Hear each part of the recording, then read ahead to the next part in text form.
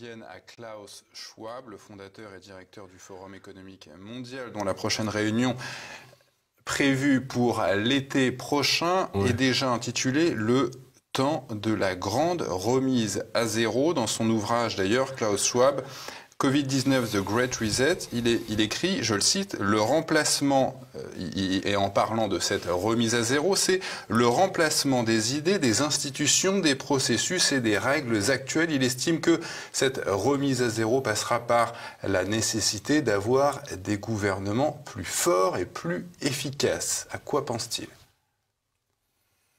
La dictature. En fait, c'est ça.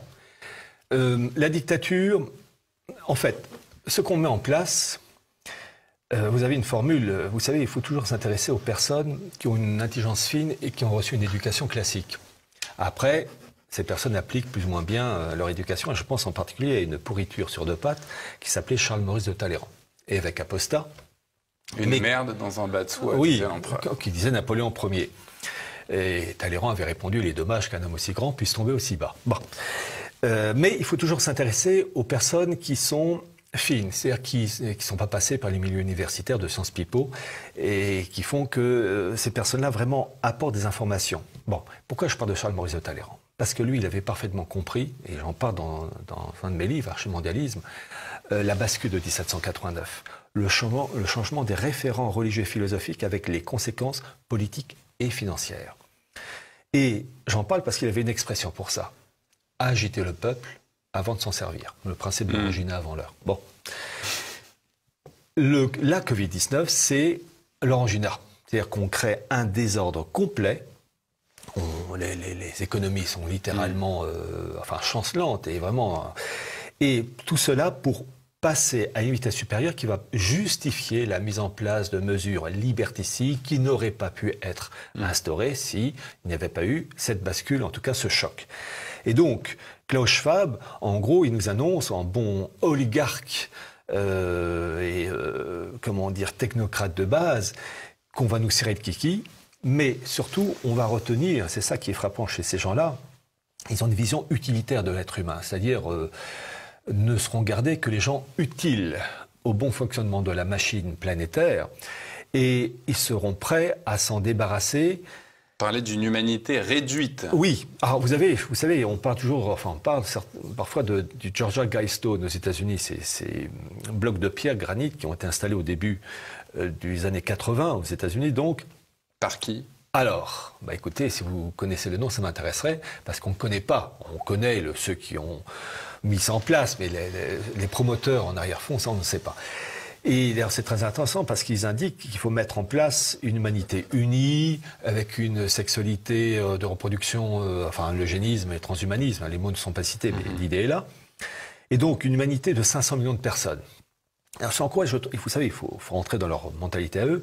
Ils ont pigé que pour contrôler l'humanité, 500 millions de personnes, le traçage numérique, les techniques actuelles, une oligarchie qui contrôle tout ça, et vous faites marcher la boutique. Bon, le reste devra disparaître.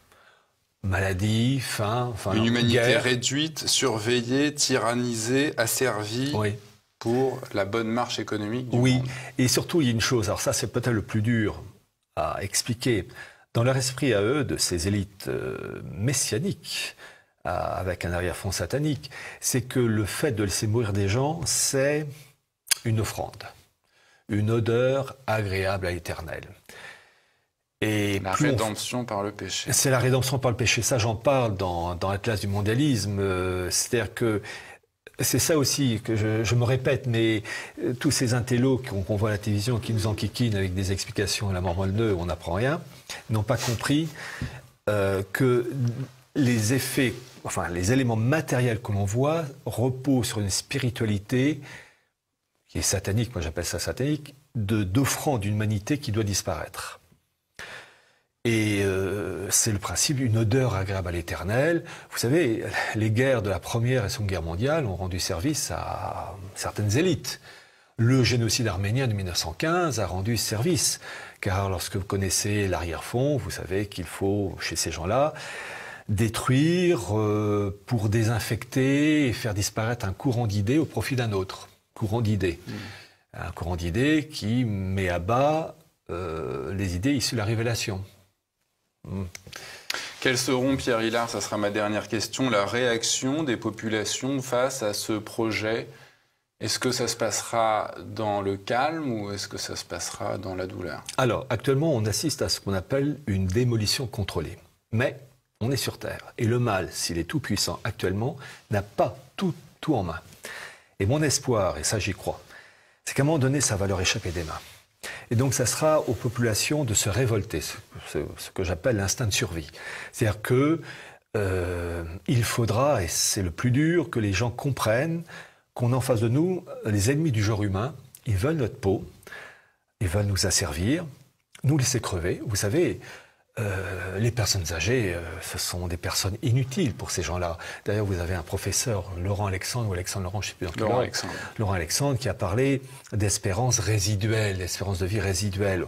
Il voulait tester les vaccins sur ces personnes âgées. Vous voyez la mentalité, c'est-à-dire qu'en gros, cette personne âgée a 6 mois, 1 an, 2 ans à vivre, on va tester le truc, et puis si ça meurt...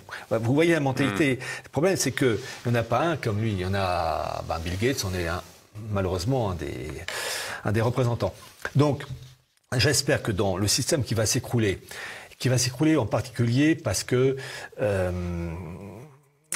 vraiment il faut passer d'un monde à un autre, eh bien, j'espère que les gens vont prendre conscience. Je vais vous citer un exemple. Les gens doivent prendre conscience. Un exemple, j'ai découvert récemment le rôle de la France China Foundation, qui a été créée en 2012. Eh bien, vous avez, alors c'est soutenu par l'Institut Mérieux, c'est tout ce qui est vaccin, etc. Mais vous avez aussi la Banque Lazare, vous avez AXA, enfin bref, le gratin. Eh bien, chaque année, ils donnent un prix Young Leader. Alors, il y a plusieurs heureux bénéficiaires, chinois et français. Pour l'année 2019, celui qui a reçu ce prix Young Leader, c'est Olivier Véran. En 2013, c'est Ministre de la Santé. Ministre de la Santé. Édouard Philippe, en 2013, a été Young Leader de la fondation de la France China Foundation. Et donc, vous avez vraiment une élite qui est cooptée, choisie, et qui a un objectif, imposer un ordre, et c'est ça qu'il faut comprendre, un ordre mettant à bas l'héritage de la révélation.